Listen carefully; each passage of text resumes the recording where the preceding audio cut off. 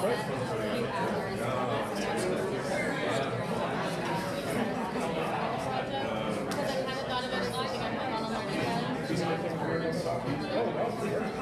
but I think it'd be good to like kind of take the amount of time I have and then split it evenly between the tasks I need to do.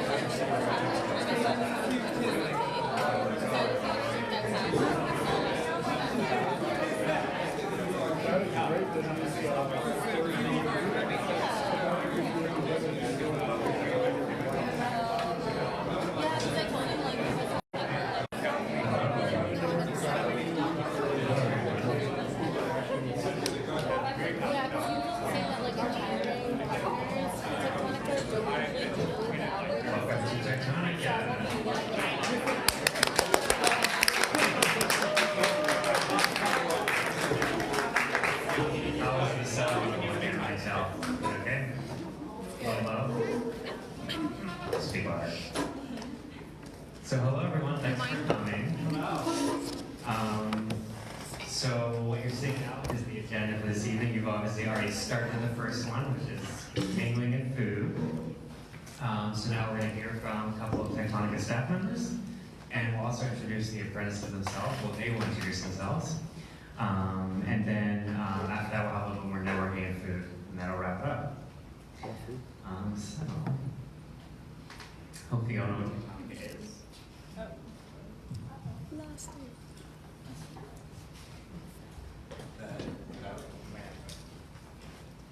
Hello? Okay. Sorry. Okay. Yes. So Techtonica is an apprenticeship for women and non-binary adults to learn tech skills and get in the tech industry. So thanks a lot to our hosts, Pivotal, which is now part of the VMware family, and now Garrett is going to come and tell us a little bit about what they do here.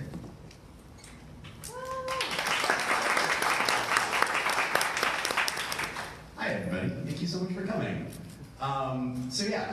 Just a short thing about Pivotal. We are a company whose mission is to change the way the world builds software, and that is the big reason why we're so excited to have you all in this room. I think that we all know that the way that Techtonica works is to change the way, fundamentally, that the software industry works. And so I'm just so delighted that you're all here. I'll be around afterwards if you want to talk nitty-gritty about how Pivotal works and what we do. But just for right now, thank you so much for coming. Thank you so much for being here. And thank you especially for the space and the food. So just to introduce myself, so I just started as a staff member at Techtonica. I'm the Software Engineering Apprenticeship Manager, which is quite a mouthful, so we call it SEAM. But yeah, I was a volunteer before that for several years. And just a little bit about myself. I've been a software engineer for over 10 years. I worked at ThoughtWorks. Most recently, I was at Goodreads, which is a subsidiary of Amazon. And now I'm working for Techtonica, helping the apprentices learn JavaScript. And just sort of one of the reasons that I'm so drawn to Techtonica is that I'm a big fan of this sort of non-traditional route into tech. I think the industry is a little over-reliant on the traditional undergrad, CS, into industry kind of pathway. And just for my own experience, I was actually an English major in undergrad, and I wanted to be a journalist until I realized how much talking to human beings that entailed, and so I said no. And so while I was doing that, me and my friends ran like a political zine, and I built the platform for it, like the blogging platform for it, using PHP, and I learned HTML and CSS. And that's sort of how I got into tech, and that led me to go back and get a graduate degree in information science. But I would have loved to do something a lot faster and cheaper, such as an intensive learning thing. And so I think I really value that. Some of my coworkers at Goodreads, I would find out they had gone through this sort of intensive training bootcamp process, and they brought with them a different set of skills and different viewpoint than the other folks, and I really appreciated that. So when you combine that with the audience that Techtonica is serving, I think it's making a real impact. So I really appreciate it. I'm glad to be working with it full time. So now I'm going to turn things over to Michelle, founder and CEO. Okay, so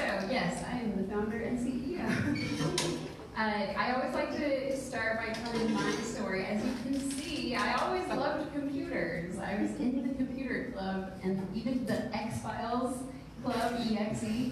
But I somehow didn't catch the memo that there was the possibility of doing this as a career. And then in 2012, I was working full-time at a startup in San Francisco, and I couldn't pay my rent. And I just kept thinking, why am I working full-time and I can't even pay my rent? Like, is this adult life? Is this the rest of my life? I can't believe it. And I kept looking at what the engineers were doing, and it seemed so cool. And I really wanted to learn how to do that, so I Googled around and found this new concept of a coding bootcamp, applied, got in, and was only able to afford it because of some extreme measures I went to. But in the end, it tripled my income. I had a new job within a couple of weeks of graduating, and I just couldn't believe how cool it was and how lucrative it was. And I just kept asking myself, how come no one told me about this? So I started doing a lot of community work because I wanted to pay it forward and help other people who are underrepresented in tech find out about this pathway. So I still am the lead organizer of PyLadies, and I have an open source learning to code spreadsheet that's out there floating around, and I just really wanted to help more people. And then in 2015, I started the I Look Like an Engineer ad campaign, and we raised over $40,000 and put up ads that look like this around the Bay Area, just to bring some awareness to the fact that there are a lot of underrepresented engineers out there, and to start a conversation. However, I feel like it fell a little bit short. It didn't really change anyone's life, it just started a conversation, really. And I had already been thinking a lot about how there's a huge income disparity in the Bay Area. I've been volunteering in the Tenderloin, which is 94102, and I learned that the income disparity in that area is worse than Rwanda, and that most people in that area are making less than the cost of a one-bedroom for a whole year.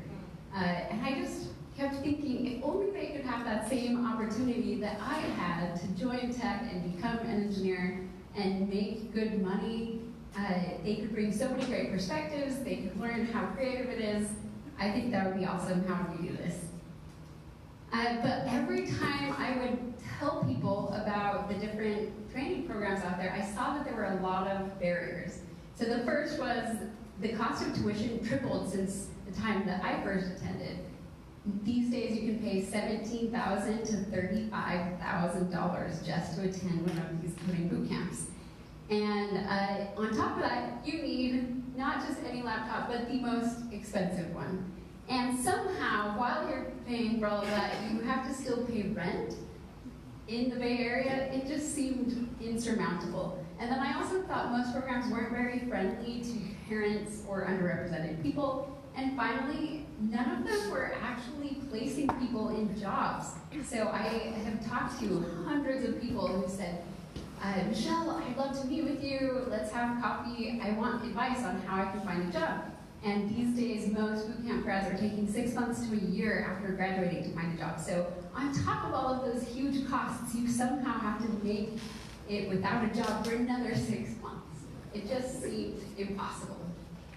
So I decided to start Techtonica, and the way the business plan works is that companies sponsor the training for the participants. So it is specifically for local women and non-binary adults with low incomes. And then we find partner companies who sponsor the training and laptops and stipends and everything else. And then at the end, we place the people who have completed the program with the companies. So it's a win-win. People get the training they need and the stipends they need and the laptops they need, and then a job at the end. And the companies get people who can bring some really valuable perspectives. So, like I said, our target audience is local women and non-binary adults with low incomes. We don't have an age cutoff like several programs in the Bay Area. And often people will say, why this specific target audience? These are the people most underrepresented in tech and most in need of help to get into tech. So that's fine. We started by doing free workshops in the Tenderloin, as I mentioned earlier. And basically we found a computer lab at the Tenderloin Tech Lab and just offered this free coding workshop and quickly learned people didn't know what coding was. So now we renamed our workshops to learn how to build a website workshops. People come in, they think it's pretty cool, they're interested, and at the end we say, this is called coding. You can do this as a software engineer. It's in high demand, it pays really well. If you're interested, let us know and you can apply to our full-time program. We also offer childcare and lunch, and we continue to do these workshops in partnership with nonprofits around the Bay Area so that we can reach the people who need the program the most. So, job placement, as I said, it's included, so sponsors cover those costs and then they hire, and that way they get some additional perspective, intersectional perspective they wouldn't have gotten otherwise. One question we get a lot is, why don't you just take a cut from the salaries of the people who did the program? And our reasoning is that because the people who are part of our program and people we try to serve already face so many barriers, we don't want to put any more on them. Also, diversity is so valuable to companies. They should be the ones covering it. And I firmly believe that if companies start to invest in local junior talent and stop bringing in new talent and poaching senior engineers from each other, they can help alleviate displacement and income disparity. So our impact so far, we've graduated 31 people. We've placed all of them with partners. 92% have been people of color, 25% people with disabilities, 10% people outside the gender binary, 8% veterans, and we have dispersed over $218,000 in stipends.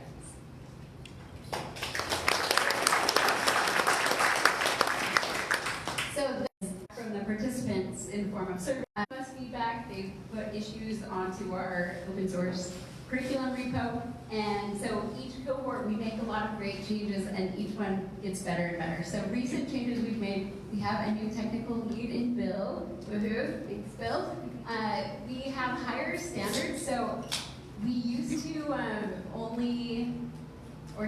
but we were very open to absolute beginners. Now we want the beginners to come to more of our workshops first, so we try to provide them with kind of the on-ramp to get to the point where they need to be so that when they take the code challenge as part of the application process, they won't feel quite so much like a fish out of water.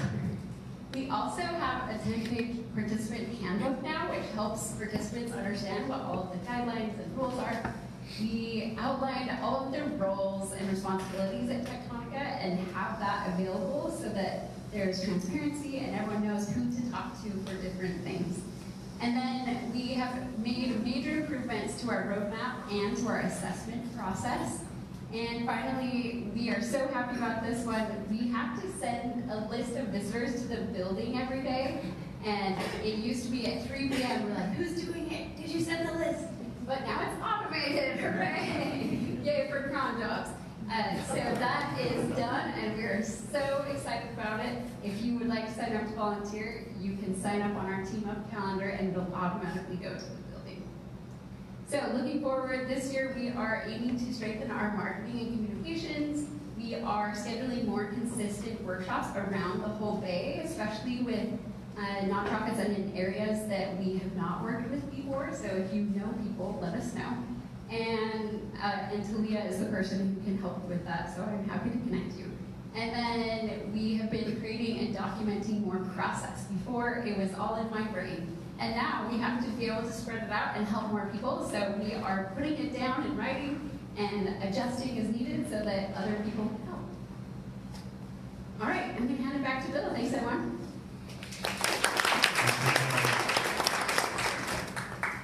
Yeah, so I think this time around we've had like a more through application process. So after attending one of the free workshops, we invite participants that have like show promising skills to apply, and that includes a code challenge. They're going to pair with someone, and then there's an interview process, of course. And so I won't read these out, but these are sort of some of the characteristics that we seek during the application process and also try to strengthen during the apprenticeship. And so you recognize these things as things you don't learn in school but are very valuable for team members. So once the apprenticeship itself begins, as Michelle mentioned, we're open to beginners, but one new thing this cohort is we had about a month long of sort of pre-work, like summer reading, if you will. This time was December. And every week, the participants would meet in the library and go over mostly fundamental JavaScript stuff. And so that helps get everyone on the same page, especially because for some people it was review, for some people it was brand new. Once that's over, there's 6 months of full-time learning. So I kind of think of it as a fellowship where they can just focus on learning what they want to learn from the curriculum. And this is different than, say, if they're trying to do it on their own or while working like a day job. And then we're going to hear more from Lo, who's our mentorship program manager, but I'll just say that they're matched with a mentor that's a senior person in the industry, and that way they can have a mentor that can give them sort of career advice and also help them with, specific technical challenges, or they might say, I want to learn more about some subject, and that person can say, oh, here's a good book for that or something. So it's a good thing to have. And then events like this, as you know, networking is crucial in this hyper-competitive Bay Area, so that's another thing we have here. So the curriculum itself, you can actually look it up on GitHub. It's open source, available to anyone to look at. And it's focused on full stack JavaScript, but you'll also find topics like ergonomics and learning how to learn and other kind of topics that sort of make you, this sort of soft skills that are very important for an engineer. And the curriculum was created by volunteers and staff members through countless hours. I can't even imagine how many hours. I remember I worked on some TDD slides like 2 years ago or something, and so that all came together in this amazing curriculum that's changing all the time. So yeah, if you have some expertise that want to help with that, check it out. And then the actual format, it's definitely, I don't think of it as a classroom. I think it's much more like a workplace. And I'll explain what that means. I think Michelle kind of touched on this because in the same way that we now have a handbook and other kind of resources available, it's much more like starting a job where you go to the wiki and find out like who do I talk to about this and that. And it's a much more, I think, realistic experience than like a traditional classroom. It's not the case where someone's going to get there and lecture for an hour about something and they do exercises. It's definitely much more self-directed. So some of the other unique things that we do. So every day, one of the apprentices is the lead of the day lead.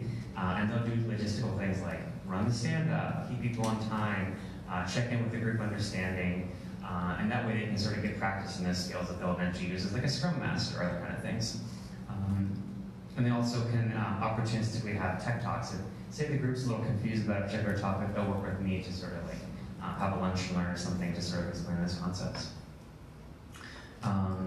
And then everyone gets a random pair of the day. And so that's like their buddy for the day and the person that they'll go to for the first contact for things they're stuck on. And then, like we said, it's open source curriculum and it's improving all the time. And in fact, some of the apprentices have already contributed to the curriculum. So I guess during the intros you can say who that was, but basically they've already improved the curriculum. And so I think that's a nice sense of ownership there. Now I'm going to turn over to Lo, who is... Is Lo here? Not here? Okay. So this is Lo. She's our mentorship program manager. She works at Instacart. And basically, the mentoring program we have is super helpful. These are some of the mentors and mentees from this round. We had them take selfies on the day that they were matched. And basically, they meet once a week for a couple of hours and go over any questions they have and work through problems they are working on and just get any help that they need with their progress. So it's really great. We also have, the mentors have committed to a whole year. So they do it for the 6 months at Techtonica and then the following 6 months of placement. And we are so grateful to have these mentors. People just need that one personal cheerleader who can help them with technical stuff too. So if you are a mentor or have been a mentor, can you stand up or wave your hand? Let's look around. Yes! Thank you so much to all of you. Really, really appreciate all of your help. And that's it. Oh, Tiffany is next. Hey, Tiffany. Hi everyone, I'm Tiffany. I am Techtonica's partnership manager, and pretty self-explanatory. I manage all of our external partnerships with tech companies in the Bay Area. So as Michelle mentioned, our hiring partners and other partners are really important in making our programs run efficiently. And without them, we wouldn't be here. So super appreciate them. I'm super excited to announce that this year we'll be working with Twitter and Slack for Good to, we'll be working with them throughout the whole year. And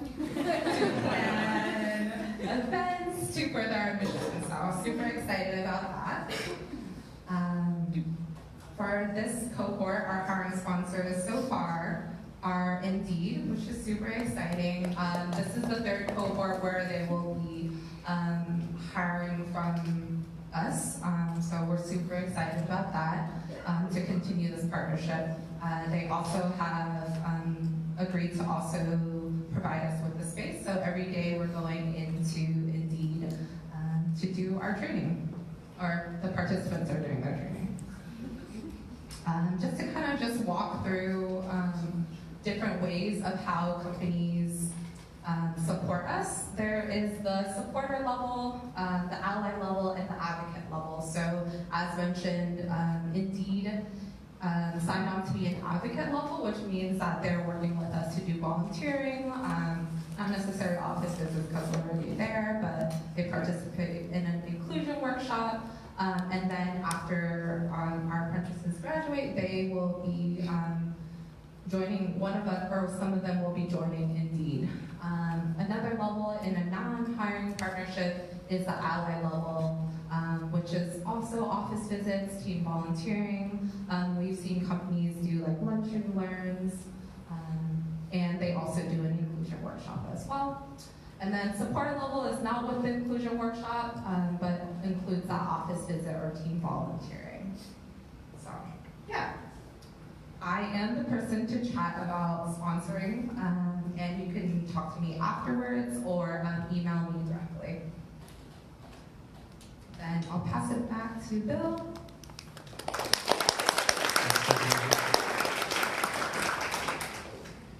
Yeah, so now we're going to meet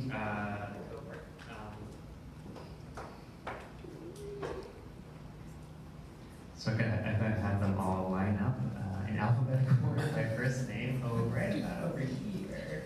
Right off camera, we're live streaming just in case you didn't know. And they're going to introduce themselves with a pitch they've been practicing. As you know, marketing your own brand is very important. All right. So, Amy will start. Hi everyone, I'm Amy, and a little bit about myself is I'm native here, so born and raised and everything, and how I got started into the tech industry is that when I was younger, I watched my dad take apart appliances, trying to salvage them. So when I watched that, I got curious. I wanted to figure out how everything worked, like the nitty-gritty, down and dirty, how everything works, like the knowledge of that. So with that curiosity, I went into college wanting to pursue an engineering degree, so I was focusing on computer engineering because I wanted to build hardware. So while I was in school, I had to take a break, unfortunately, due to family obligations.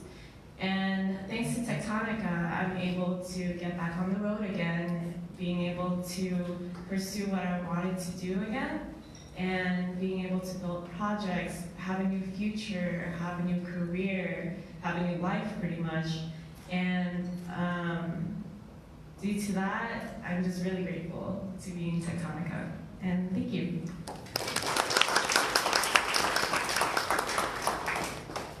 Hi everyone, hi. My pronouns are they, them, just to start. I am Ariel Rene Rios Marquez. I am a first generation trans Latinx, or Mexican American to be specific, and I'm originally from Compton, California. So, ever since I was a child, I've always daydreamed about pursuing tech, especially in particular when my brother taught me how to take apart a computer, fix it, and then put it back together. And this is something that we did together, and we provided it as a free service to our community. And so at a really young age, I learned the power of tech literacy. Unfortunately though, Compton's resources are very limited, and so this dream stayed underdeveloped. I eventually went on to pursue college, and in college, I eventually found myself homeless, unable to finish my degree, and at the beginning of a very honest self-journey with my trans identity. So I was like really stuck in this cycle and very desperate to break it, and I decided to enter the food service industry.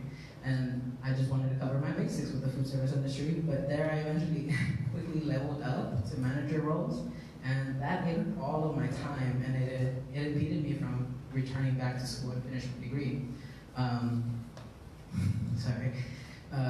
To return to school and finish my degree. So needless to say, it's been a rough journey forging my own path into tech. And that's also why I'm really excited and forever grateful for the opportunity that Techtonica is offering me, where I'm able to facilitate my own growth and move out of that scarcity mentality and move into and lean into abundance instead. You know, when I return to Compton, I'm bringing the knowledge that I gained with me, and I'm sharing it with the city that raised me. And I want to let inner city youth know that it's not easy. Like, it's not easy at all. But, you know, we're here carving new pathways in this world, just like the people who came before us. And we're leaving new life maps for those who are coming after us. Thank you.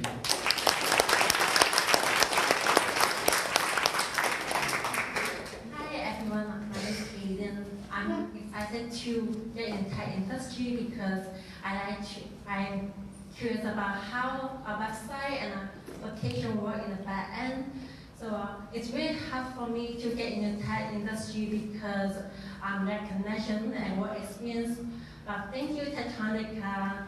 I'm excited to join Techtonica because it moved my gym career forward and it increased my chance to get into the tech industry.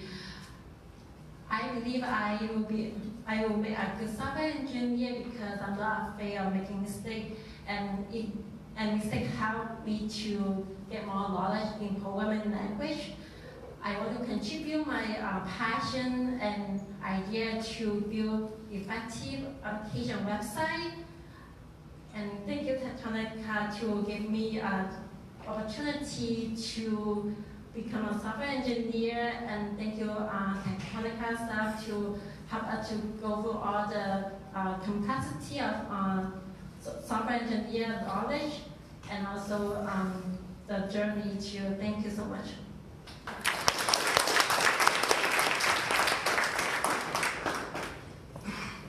Hi everyone, my name is Gabby Moreno. I'm from East Los Angeles, and prior to Techtonica, I worked in product marketing and I worked as a research assistant in college.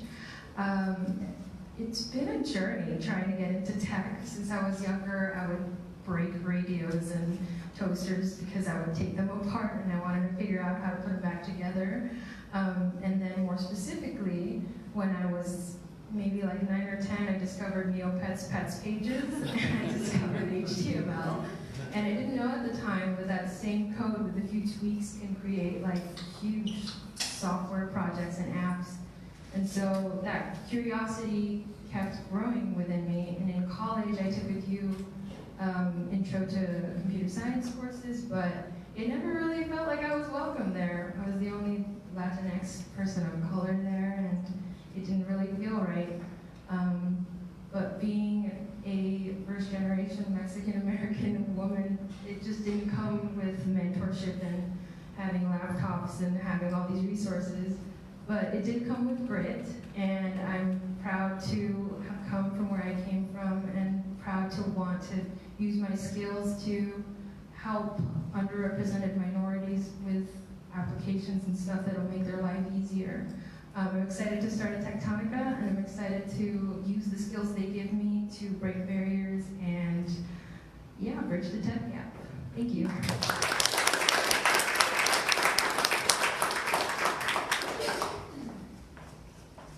Hi, so my name is Gloria, and a little bit about myself is that I used to be a manual QA tester, and that's how I got into tech. And so I basically took whatever the developers were creating, and and I get to break it, which is really fun. So I got to work really close with them because of that, and I saw what they did, and I really enjoyed seeing how they could create something out of nothing. It was kind of like magic to me. And so I also dabbled a little bit in school as well, but I only did like intro courses, and I never had the chance to fully focus on learning because I was doing QAS full-time, and I was also pursuing a degree that was unrelated to the tech industry. And so I was really grateful for Techtonica that I learned from my sister, Regina. Hi. Yeah, so she told me about this great opportunity because she was in the last cohort, and I was like, wow, I can't believe this opportunity exists where like I could just fully focus on it without having to worry about external things such as like laptop and resources that people were talking about previously. And so I'm really grateful for that. And I hope that in the future I'll be able to use what I learned here and to give back to the community while doing what I like. Thank you.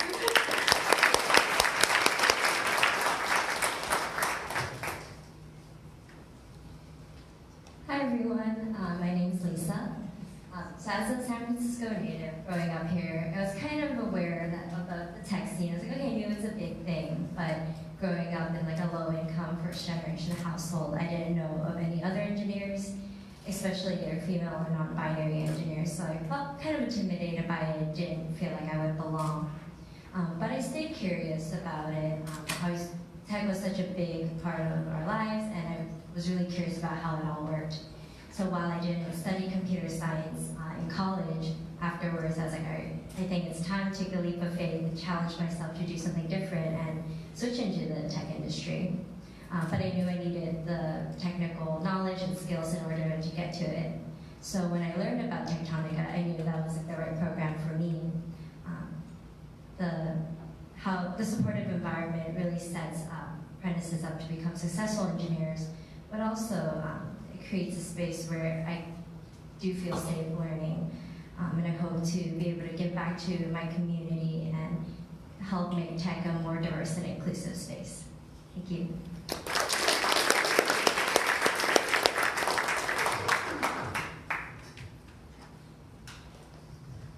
Hey there, I'm Liz, and I wanted to get into engineering because I got sick of asking, why has no one built this yet, and thought I should take up the mantle.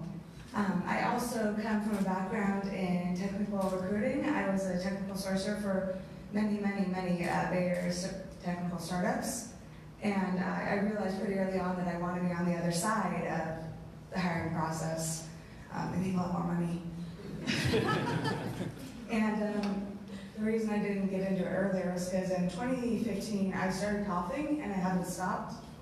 And then in 2017 I started having daily fevers, more than one a day usually.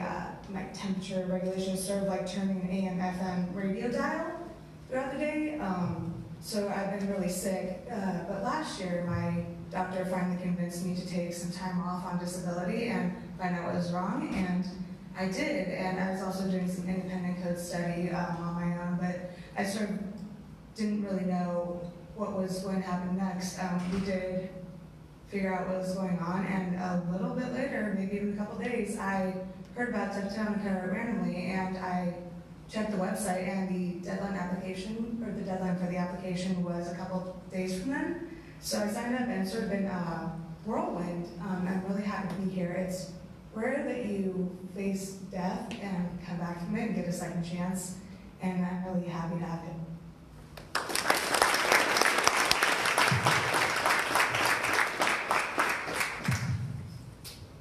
Hi everyone, I'm Nasrin. I wish my name started with A so that I didn't have to do it. No, I think that was no fun. I don't come from, I'm a mechanical engineer. I love machines. I still love machines, maybe a little bit more than computers. I thought computers were boring. But then I was waiting for 1 year for my legal immigration things to go through. So I had a lot of time, and I'm in San Francisco, so I tried a little bit of programming. I was cynic, I didn't think I'd like it. But then I started with Python, I started liking it, and I figured out, oh, this is not hard. Like, it's just problem solving. It's like machines fixing things and creating functionalities, especially the back-end web development thing. That was when I realized, okay, I can do that. Like, this is something which I relate to. And I liked it. I learned Java on my own and tried a little bit of web development and tried getting into tech. And then what happened?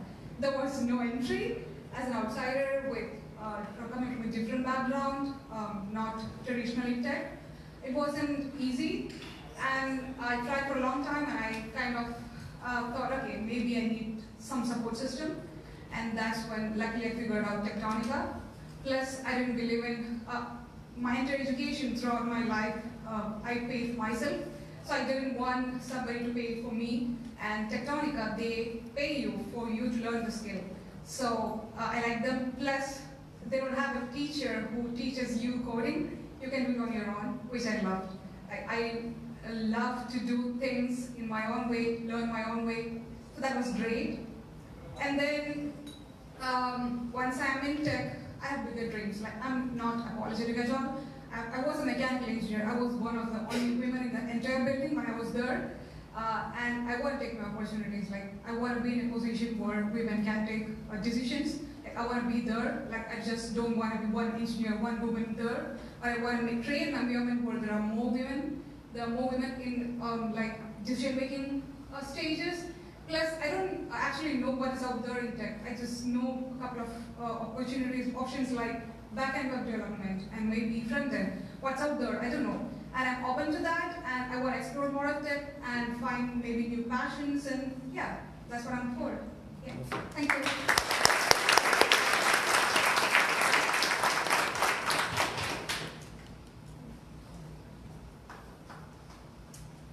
Hello, my name is Quincy, and I wanted to be a software engineer because it's a highly creative pursuit, and it's as an artist, I wanted to find something that married both my love of theory and logic with my love of design.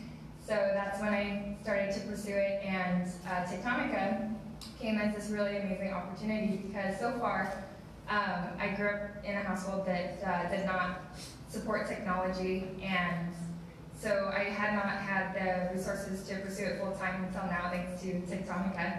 And I'm just so happy to be a part of this program because I'm looking forward to directly benefiting from it, but also giving back to it. I also believe that I will contribute a lot to improving software design because I'm offering a unique perspective as a female engineer and then also as an artist, creating programs that are made with artists and women and non-binary individuals in mind.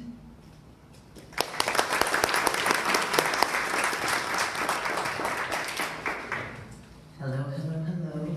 My name is Robin Beck. I am originally from Texas and moved to the Bay from Cincinnati, Ohio.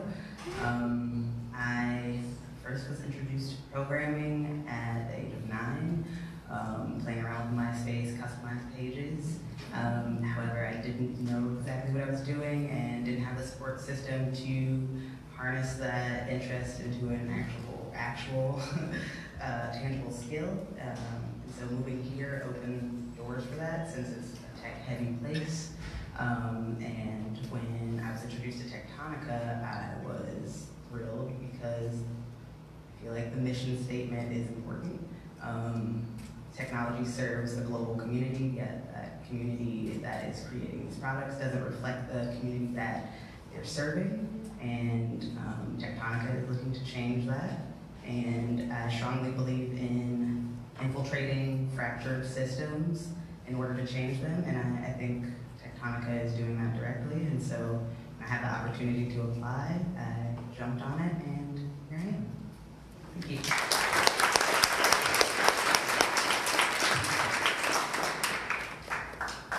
Hello, my name is Tashara Boucher, and if you've ever seen The Waterboy, then that's how you pronounce it. If not, it's a cultural American thing and movie by but I digress. So I would like to be a software engineer because I believe representation is important. And as you heard from many of my fellow cohorts, there's a lack of diversity and there's a lack of women within the tech field.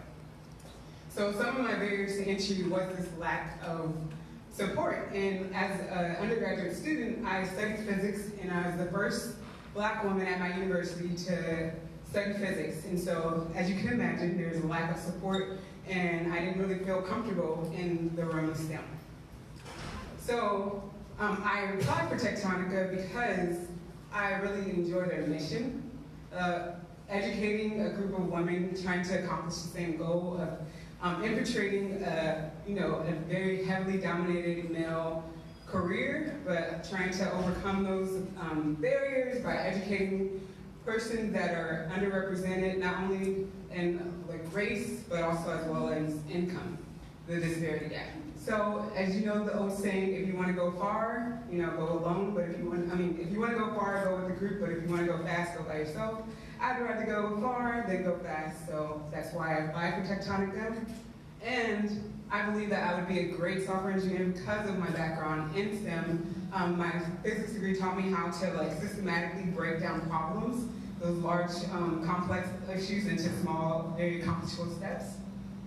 And I also have a background in chaplaincy, and so and having that background in social services, I was taught to be able to really embody that every voice matters. So I would bring that to the field and create applications and websites based on all those different voices that that many times often gets forget about. For example, when you have to go to the airport and you go through the machines, they didn't account for a Black person's hair going through those machines, because every time I got to get a pat down, like I'm carrying a weapon inside of there. But so that's one of the reasons why I feel like I would be great to the tech, at being a software engineer. Thank you.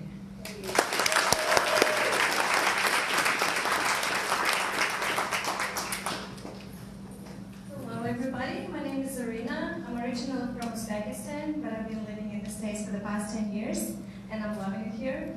I wanted to get into tech because I wanted to challenge myself and to develop my programming skills so that I can build cool and useful projects for people so that they can benefit from them in whatever way possible. And that's why I was really excited to join Techtonica, because it is a unique program, a supportive group of people that challenge us every day to get out of our comfort zone and to develop our skills to succeed in tech, and I'm very grateful for it.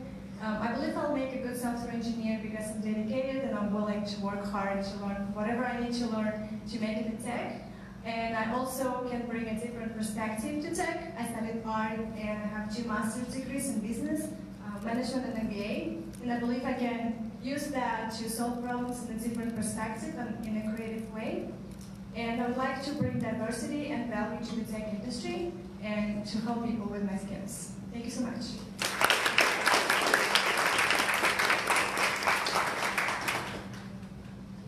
Hello everyone, my name is Shog, and I'm from Prague, Shog from Prague.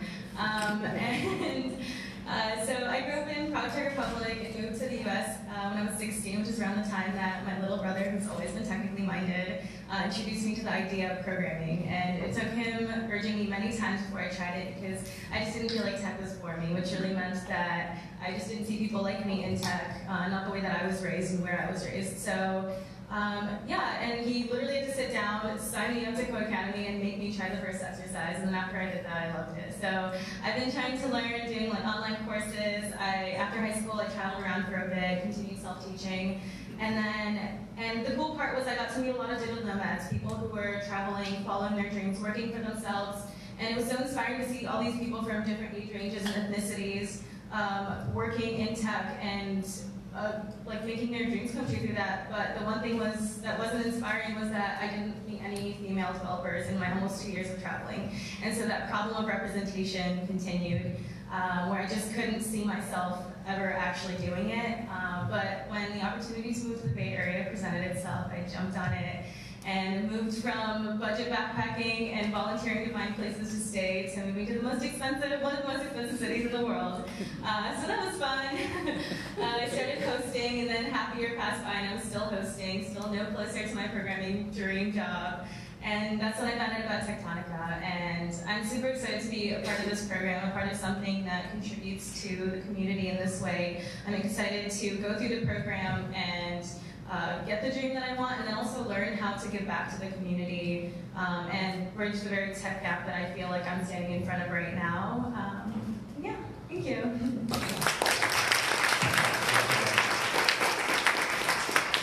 Let's just have one more round of applause for everyone. Thank you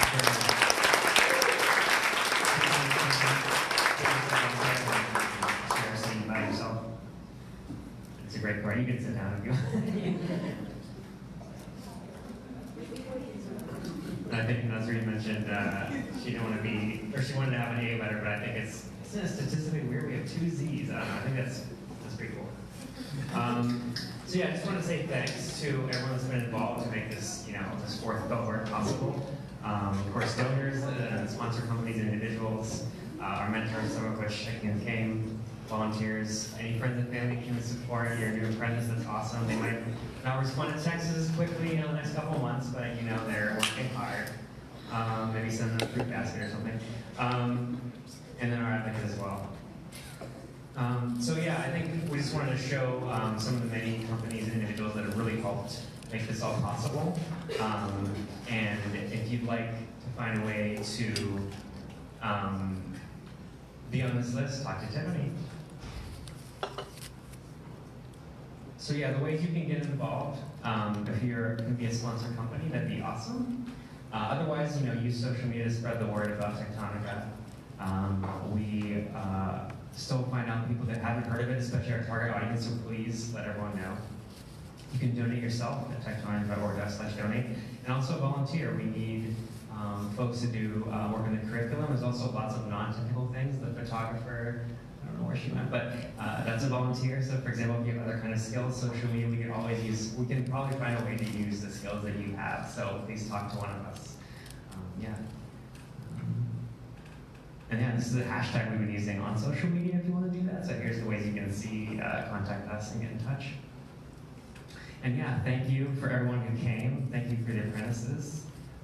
And for Pivotal/VMware for hosting us, and Garrett over there. But yeah, so the rest of it is just, mingling and drinks. And, as an introvert, I just want to run away. But you'll feel better if you just introduce yourself to one person you don't know. Just go up and say, hey, what are you here for and stuff. So anyway, we're all here for a good reason. I'm sure they're great people. So do that. And yeah, that's everything. So thank you very much. Have a great evening.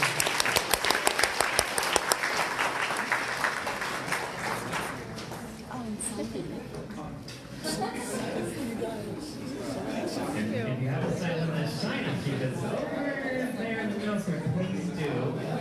And I'm sure you found the bathroom, which is behind me, but anyway, thank you so much.